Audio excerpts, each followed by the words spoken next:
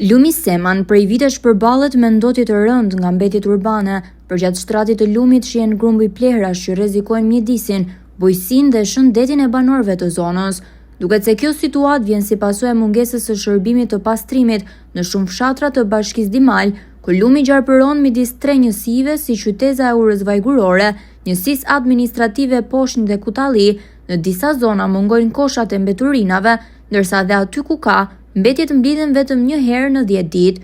Për shkak të kësaj situate, shumë banorë të zonës gjejnë si zgjidhje hedhjen e mbeturinave në lum, duke e përkeqësuar dhe më shumë ndotjen e Semanit dhe duke krijuar një problem serioz mjedisor.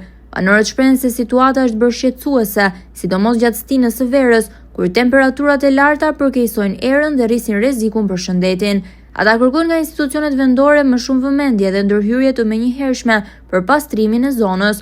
Sipas tyre, vendosja e më shumë koshave të mbeturinave dhe rritja e frekuencës së pastrimit do të ndihmonte në zgjidhjen e këtij problemi, ndërkohë ndotja e vazhdueshme e lumit mbetet një kërcënim serioz për mjedisin dhe jetën e komunitetit.